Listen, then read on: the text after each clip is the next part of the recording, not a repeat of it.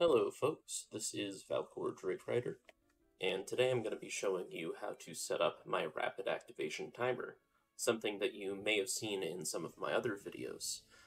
Since recently I've been using it for a lot of my newest creations. It's very useful. You can use it in a lot of different ways, but essentially what it is it is a setup that mimics a timer that runs at a rate faster than increments of 1 second. Whereas with a normal timer, you can't put in a decimal point to make it less than 1 second, for example. The very minimum is 1 second.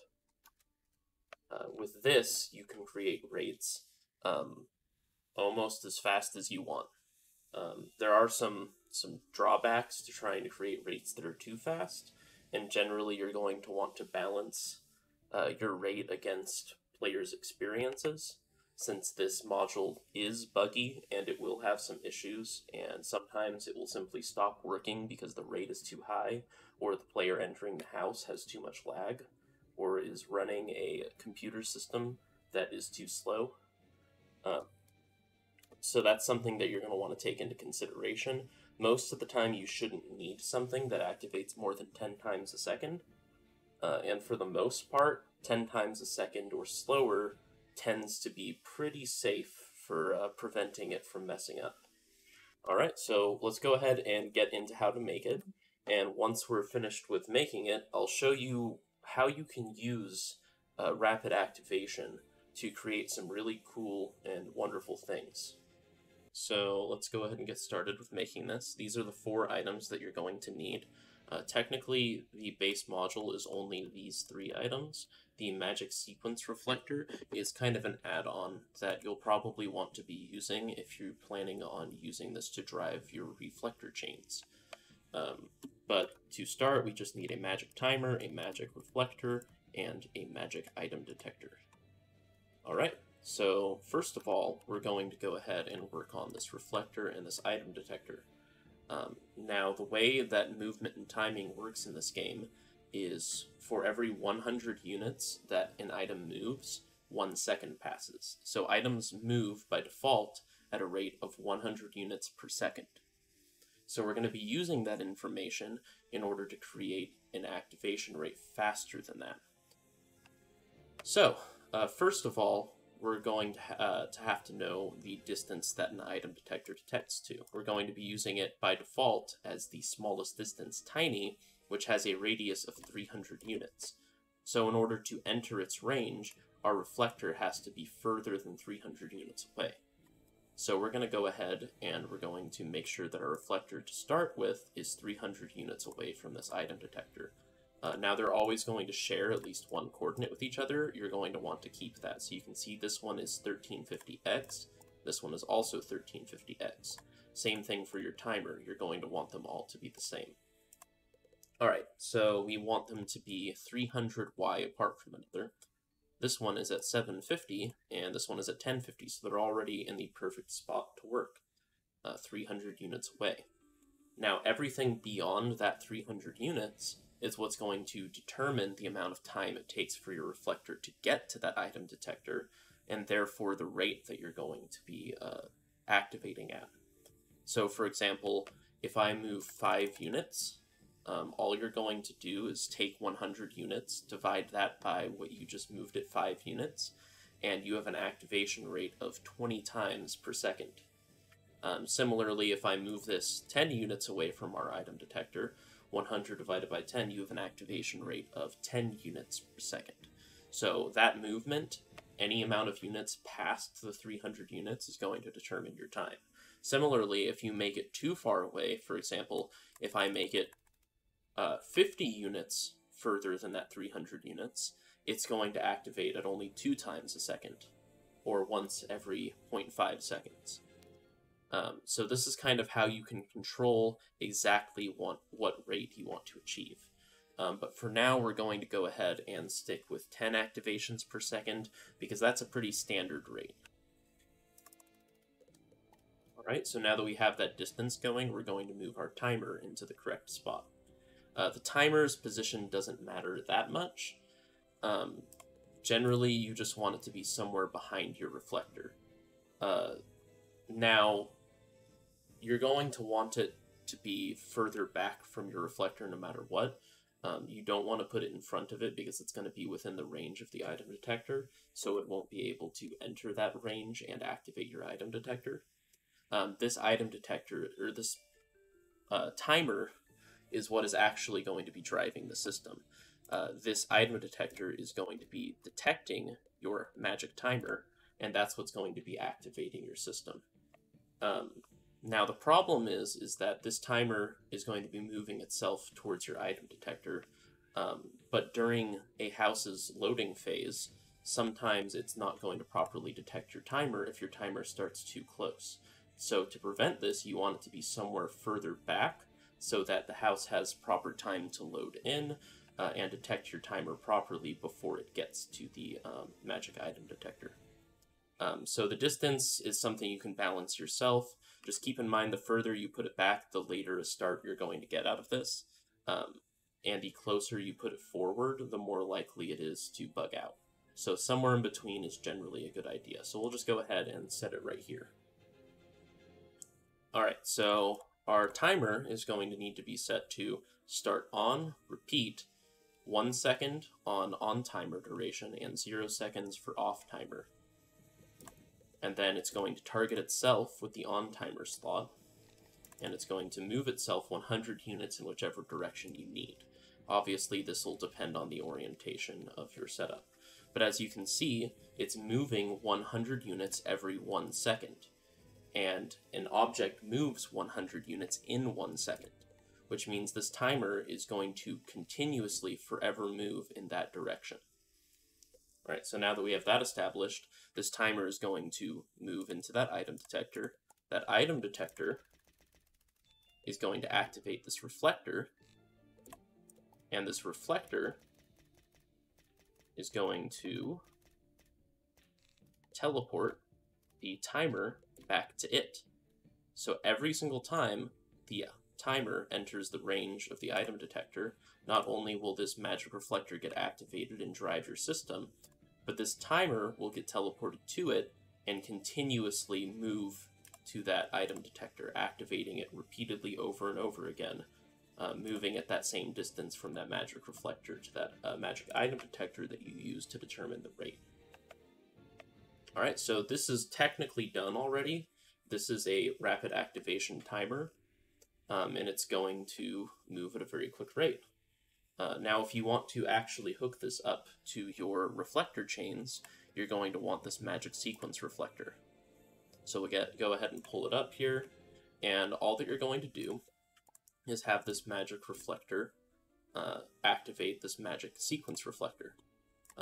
You can use a reflect spell, you can use an add one spell, whichever you prefer. And then what we're going to do is we're going to make a magic reflector for each of the chains that we want to use. This only supports up to an activation of 6 times, just because there's a limited number of slots in the magic sequence reflector. So we're going to go ahead and put a magic reflector for each. 6 different ones. And then this operates as your continuous reflector. So anything you want to grow to maximum size, for example, you would use this for. Alright, so now that this is being activated by our rapid activation timer, in each slot we can go ahead and put an activate reflector and target each of our 6 chains in order.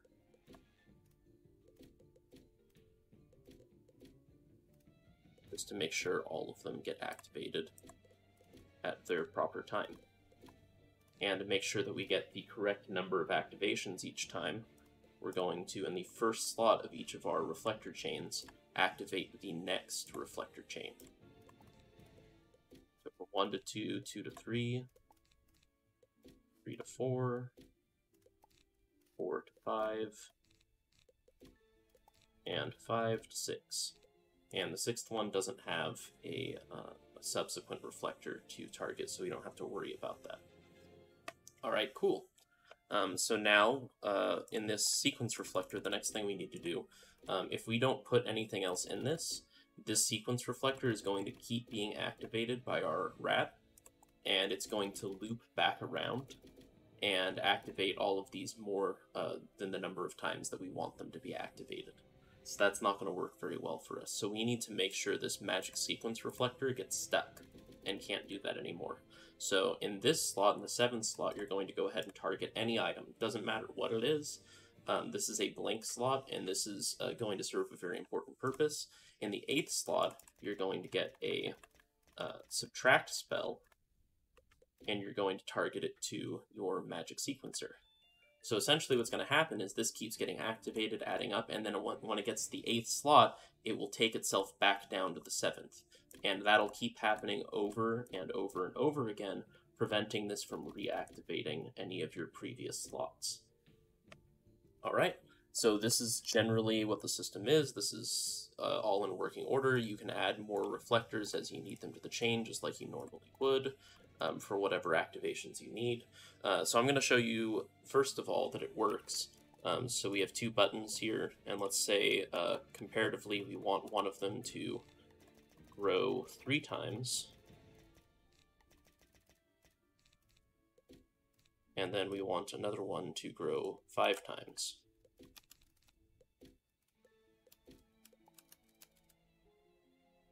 And there you go. You can see their difference in action. Also, another thing that you might want to do for testing purposes is to determine whether or not this is working at the rate that you wanted, as well as to keep an eye on whether it's working at all, because sometimes you're going to need to potentially bug test this to make sure that it's working for you and you don't need to slow down the rate, for example. So one of the ways you can do that is you can take an add 1 spell, target it to a magic counter, set the counter to 100, display on screen, and on equal value, have it set itself to 0. So now we're going to be able to see the rate actually visually appear on screen.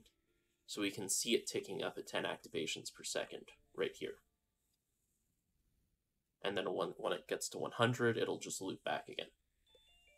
So yeah, pretty easy. Alright, so that's our basic setup. And now I can get into showing you some of the cool uses that you can get out of it beyond just the reflector chain setup. Alrighty, in order to actually utilize that rapid activation speed that we achieved before, we're going to need the help of some items like the magic computer, magic counter, and magic sequence reflector. First and foremost, we're going to look into the magic computer, which is going to help limit when you actually utilize that rate and when you don't. This is important for instances where you use something like a player detector or a button, and you only then, upon activating those, wish for that activation rate to actually mean something. So the way we're going to utilize the computer is we're going to go into our infinitely activating reflector chain, and we're going to target our computer and put either an add signal 1 spell or an add signal 2 spell. Personally, the way I organize things, I like to make it the add signal 2 spell and have the button or player detector or whatever player input you're using work as the signal 1, sort of being the main thing that causes it to happen. So now we can go ahead and let's say we put a button out here, and the button is what's going to add our signal 1 to that computer. Now, let's say the AND spell, so when it has both of them activating, let's say it's going to activate an effect spell. We'll have it activate Dark Sprite, okay? So what's going to happen is that our rat is going to continuously add signal 2 to this computer, but that's not going to be able to affect the AND slot until we also add signal 1. So once we add signal 1, we're going to run into that crazy mess right there. And that's going to repeat for some time. Now the lag that this generates is definitely something to be wary of. The further away you are from something like this, the less problematic it's going to be. But it also has a chance with generating this amount of lag of actually causing your system to stop. So be wary how you use these kind of spells, these effect spells, but they can be used to generate some pretty cool effects. Now, let's say, for example, that you don't want that dark sprite to be activating over and over again, causing undue lag, or perhaps it's just not part of your vision for whatever you're trying to do. Now we're going to limit it so that it only occurs in one cycle and doesn't repeat over and over again. So let's go ahead and use our counter for that. We could also use our magic sequence reflector, but in this case, since we're only worried about one singular thing, it's going to give us more adjustment power to go ahead and use our magic counter. So we'll go ahead and make use of our magic counter now. And what we're going to do is, when this is signal 1 and 2, we're instead going to go ahead and attach it to our magic counter. And we're going to make that an add 1 spell, of course. Now, when it's under value, we're going to go ahead and have that be our sign to cast Dark Sprite. Or actually, let's do a different spell this time for fun. We'll do Lightning Bat. Okay. When it equals value, we're going to go ahead and have it remove signal 1 from our computer. So that's what's going to be what's stopping the system from repeating over and over again unless you actually go ahead and press the button again. And then overvalue, in order to allow it to reset, is going to go ahead and set it to 0. So now it can repeat and do it all over again. Alright, so now we have this basically set up. We want to give it a test value for the number of times we want it to activate. The maximum number of times that a spell can be in effect in an area is 16, so why don't we go ahead and make it 16. On the first use of this, it'll only go to 15 because it'll only be undervalued 15 times, but thereafter it will hit 0, and that will be the first activation, making it 16 every time thereafter. So let's go ahead and give it a try.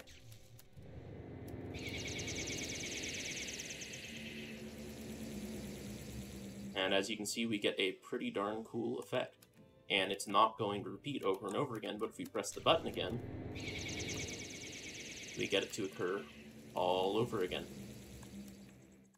And that's just a very basic way of how you can utilize a computer and a counter to limit when those sort of things can happen and when you can use them as a player. You can also, like I said, use the magic sequence reflector when you're getting into more steps. So for example, if I wanted to alter which spells occurred and flip-flop them between two different ones, that's something I could do with the magic sequence reflector. However, since it only has 8 slots, and you're going to have to use the 8th slot to remove a computer signal if you're trying to limit it that way, you run into less ability to actually utilize it as compared to the magic counter timing-wise.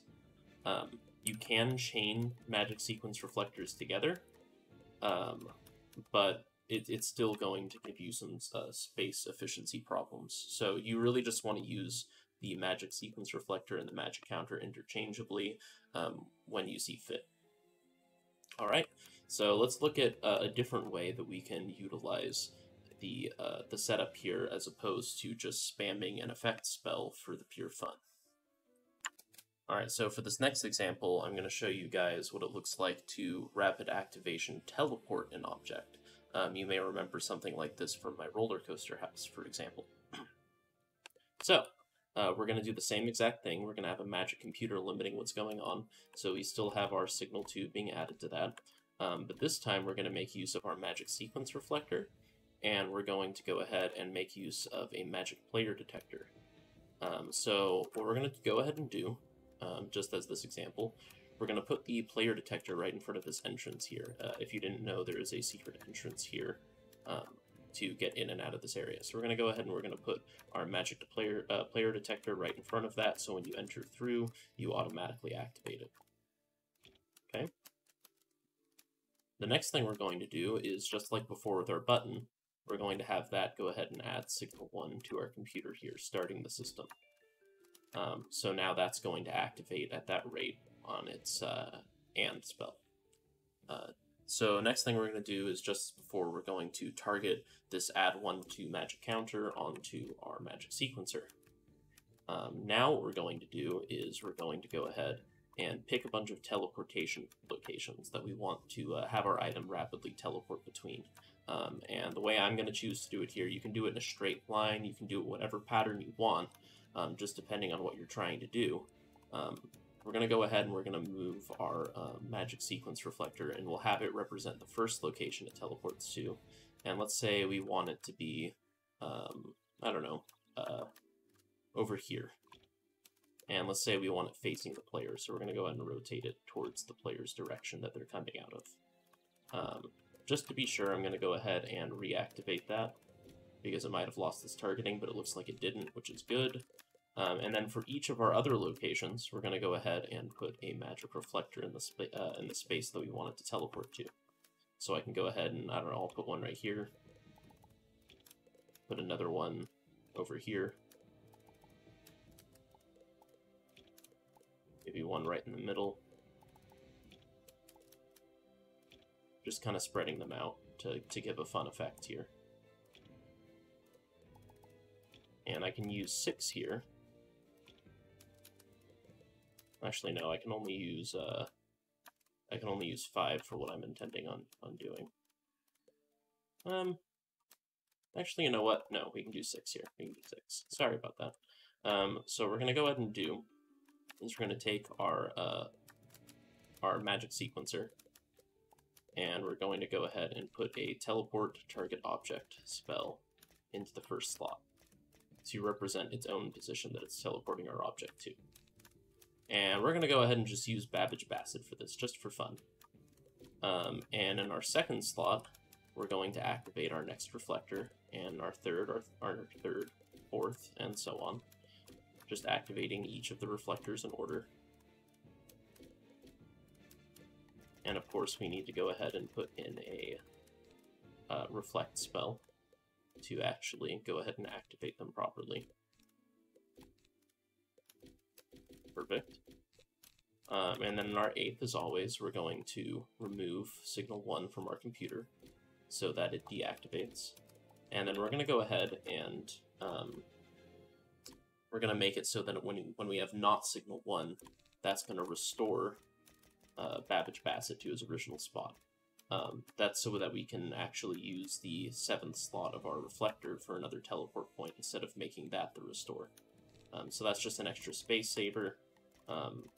If you have an object that needs to be grown or translucent or whatever the effect may be, you won't be able to do this. You're just going to have the object be reset back or teleported back in a different manner. But for the sake of this, we can just go ahead and do that. Okay, perfect. So now what we're going to do is in each of our reflectors, we're also going to put a teleport spell targeted over to Babbage.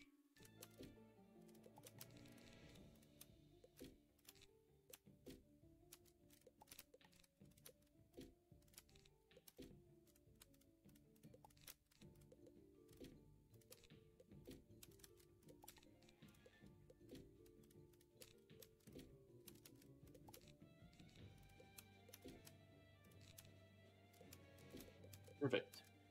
So now we can go ahead and test it. So we're going to go ahead and walk through this entrance, and we're going to see what happens.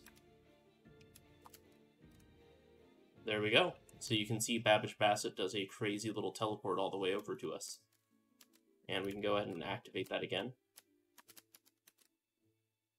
as many times as we please. And obviously we can do other ways, do other things to actually limit that. For example, we could put a timer on it that makes our player detector disappear so that it can't be activated until, I don't know, another 30 seconds later. If we wanted to make this a little bit more jump scary and not have him go back to his original spot here, we could hide him outside the wall so that he only appears whenever you activate that. But there's a whole lot of different things you can do. You could use a scarier house guest, I don't know, like a field guard or something. Or you could make it in a straight line so it comes straight at you instead of doing that kind of spastic run. You can also, of course, adjust the rate of your speed to determine how fast you want Babbage or whatever guest you're using to traverse that distance. You can also use this kind of teleportation repeatedly for really neat effects. Like, for example, if you want to teleport a magic orb to outline a design of an item, for example, you just put each of those reflectors at the spots you want the orb to teleport to in that cycle, and you would have it kind of outline very quickly whatever item you wanted to outline it with. So that's just one example of how you can use this kind of teleportation. And of course, there are plenty of other examples between all my other houses that I can go ahead and show you guys in a little bit here. But I'm going to kind of show you one last thing that I'd like people to know how to do. Alrighty, so those of you who recently saw my model solar system video know that I found a way to produce pseudo circular movement in a very efficient way. And essentially, all that I do in order to produce this is take my infinitely activating reflector chain off of my rapid activation timer and put in just a couple spells. The first spell you're going to want is some kind of rotate 15 degrees. Whether it's counterclockwise or clockwise, it's just up to which direction you want it rotating in. So we're just going to go ahead and put counterclockwise. The next thing you need is a move forward spell. And you're going to target both of those two spells to the item that you'd like to move in a circle. And then, if you want it to move at a faster rate, which generally I think you're going to want to, the faster the rate, the more enclosed the circle is going to be. Whereas if you have it moving at a slower speed, it's going to end up making a very large and slow-moving circle. So we're going to go ahead and we're going to use our single activation here to speed up the Storm Orb. So we're going to use a 200% and a 300% speed up. Alright, so now that that's going, we can go ahead and take a look at our Storm Orb and watch as it moves in a big giant circle. Unless I accidentally grab it, in which case that's not going to work too well. There you go. Now, the faster a rate you have on your rapid activation timer, the smaller the circle is going to get. Conversely, the slower your rate, the larger the circle is going to get. Now, if you make the rate too slow, you're going to have to add more forward movement spells to compensate, just to make sure that its movement is continuous.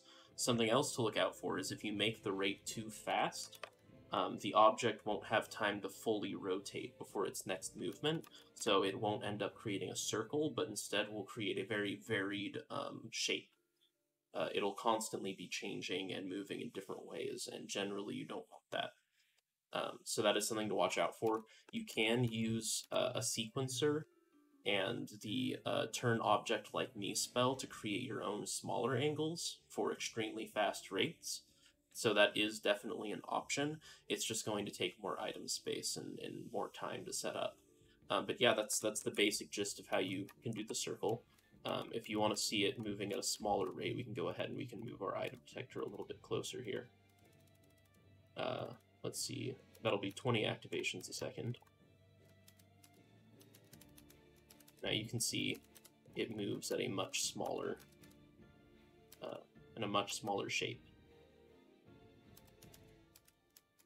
So you can kind of move your item detector, play around with different rates to see what you can achieve with that.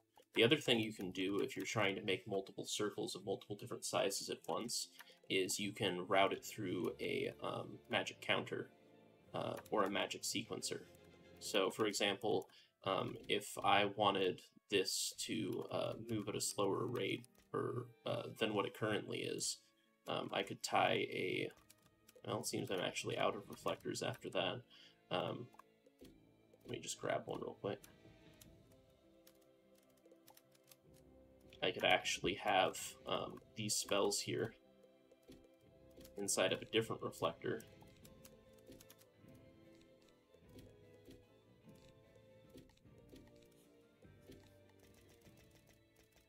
First one, do clockwise this time.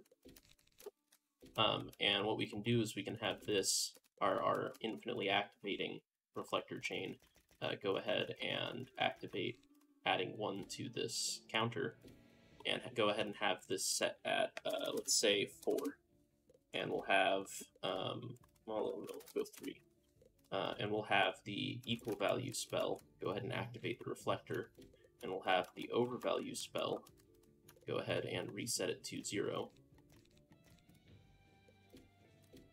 And now what's going to happen is every time this reaches the value of 3, which will be 3 different times this activates it, technically 4 because we have to reset to 0 for one of the activations. So every 4 activations, we're now going to be activating that move and that rotation. So now it's going to be a quarter of the speed of our original system, in other words, 5 activations per second. Now, 5 activations per second at something that's moving at a 6 times rate is actually going to be too slow for one move forward, which moves 100 units, to keep up with. So you'll actually watch and it will stall a little bit between each movement, as you can see. So what we're going to need to do to compensate for that is just go ahead and add an extra forward movement. And now you'll see it'll be able to move smoothly. And you can see with a quarter of the rate of 20, in other words, with 5 activations per second, we get a much larger circle. And yeah, that's sort of how you can play around with and manipulate creating circles pretty easily using rapid activation. So now that I've gone and shown you a few of the ways that you can actually use rapid activation, let's go into some of the ways that I've used it in the past. Here we are over at my roller coaster entrance, and I'm going to show you guys how I use rapid activation to make a surge of electricity run up through these pathways. So just as before, you'll notice I have a row of items leading up to it.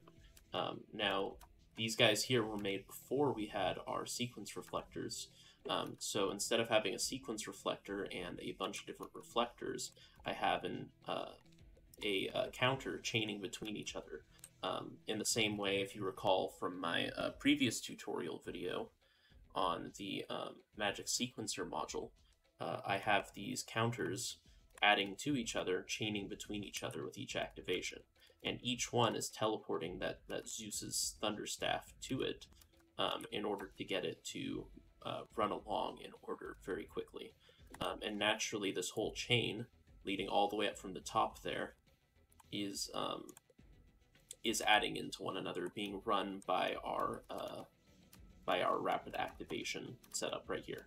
Now you'll notice as well that I have a second magic item detector here. You can put one a few units back from your original one, doing the same thing, activating your reflector. And sometimes, if the system fails to detect on the first item detector, the second one will catch it. So this is just a fail-safe for if you have a really fast rate that you're using, to make sure that the system is much less likely to actually fail. So that's something you can do if you'd like to. But yeah, so let's go ahead and take a look and effect how that rapid teleportation looks.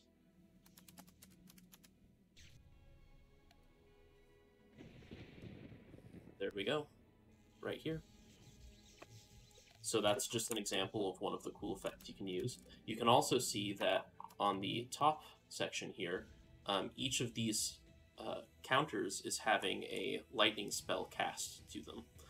And doing so in very specific timing, you can see I can set the specific count to the timing I want, allows me to chain together the lightning bolts from the effect just the way I do. So you can use that kind of timing with counters to achieve exactly what you need to get spells to link up with each other visually the way you want them to. So we can go ahead and look at that again. So every 8 times those counters are activated, it'll finally cast a bolt so that they chain between each other properly. And I believe this house is at 20 activations a second. So 8 times at a rate of activating once every 0.05 seconds is what I get to achieve just the right timing I need for those lightning bolts to sync up with one another. So that kind of ability to time things properly, you can see is very useful. And similarly for the outside, when we have our actual roller coaster moving very quickly, we're doing the exact same thing with these chains of counters here getting activated very rapidly.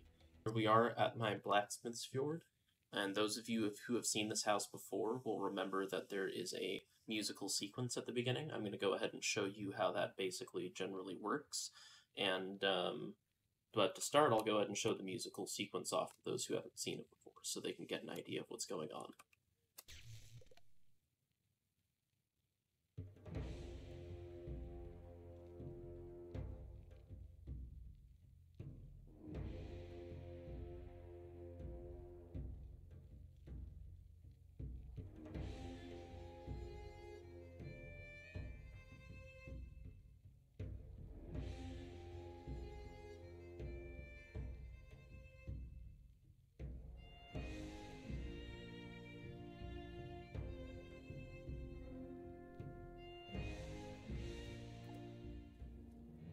Alrighty, so there we have it. That was the musical sequence that we go ahead and start with. So now that we're in our housing UI, you can see that we have quite a few counters kind of lined out. And essentially, for each of those minute movements that we get with each of the warriors, one of these counters controls when that movement happens. So we have our rapid activation setup here driving that, of course. And we have very specific numbers, as you'll see with each of them. So we have 2, 27 with that one, 2. You can just go through and you can see there's a lot of very specific values. All of these are minute timing fixes to make sure that, for example, an item moves to the right or to the left when it needs to. So for the hammer, for example, we have 2 different reflectors. One that's going to speed up the hammer and move it towards the drum, and another that is going to, and each one's going to also turn the hammer like it. And another one that is going to move the hammer back to it and slow it down. So that's how we're able to get that quick hit and kind of bounce off that we like with the hammer. And activating these 2 reflectors, flip-flopping them at different times to get the right timing to match with the song. And we're going to do the same exact thing with our movements for the violin. One of these gets activated to move the target one way, to move the bow in one direction, and the other one gets activated to move the bow in the other direction. And you can see each one has a slightly different angle as well to try to make it look very visually appealing. And that is just a basic thing. Each of these counters chaining to one another. Sometimes, for example, if you recall, this one over here was 27. The reason this one is 27 is because it's actually going to end up repeating the sequence over again at a different point. A couple different things repeat that same sequence that you see in the, because there's some parts of the song that actually repeat musically. So some of these segments get reused a couple different times. I'm going to go ahead and show you my bowling as an example for those of you who remember this. It does use some rapid activation timing. However, when I first made this, I didn't use my standard rapid activation module that I use nowadays. Back then, I was still messing around with sub 1 second timing. So I eventually, after my roller coaster, went back and updated this and made it run a little bit smoother. So we'll go ahead and hit start. Grab our bowling ball. And we'll move it to our desired location, press X, and then you see we get this aiming minigame. And this as well, of course, is rapid activation timing. So essentially what's happening here is these different reflectors are being sequentially activated to rotate our aiming indicator to face their direction, as well as the ball. So we're doing something very similar to like what we were doing with the teleportation, where we were teleporting Babbage to all our different locations, except instead of teleporting, we're just changing the rotation of an object. So same sort of thing, just a very different application. So we can go ahead and press X when we're ready, and that's going to remove our computer signal that's driving this, meaning that it won't continue rotating anymore, as well as doing some other things. And then we're going to get something very similar. Again, this is teleportation like before, but we're using it to represent a power meter. So you can see some of the different applications of this. So we'll go ahead and we'll hit that, and we'll see how we do with it. And not quite a strike, unfortunately, but that's just fine. So that's the basic gist there. It's a little bit messier in here, just because, like I said, I had to implement that later, and there's certain things that, like the sequence reflector. Sequence reflector can do the job of all of these counters here. That's essentially all these are, just like I had in my roller coaster entrance, where we didn't have the sequence reflector before. I had to use all counters in a chain here. So that's the only reason that we have something like this, but you can think of this just like the sequencer. It's activating each of those reflectors, except this one it's set so that it will go backwards after it goes forwards each time, making the rotation go one way, then the other, and so forth. That is the rapid activation timer, and the different things you can use it for. I hope you guys can find some good use out of this. I expect sometime in the future we might be seeing a timer just implemented as a single item that is capable of activations at a rate faster than 1 second. But I still believe even after that point this is going to have its applications. And regardless, I hope you guys get some good use out of it.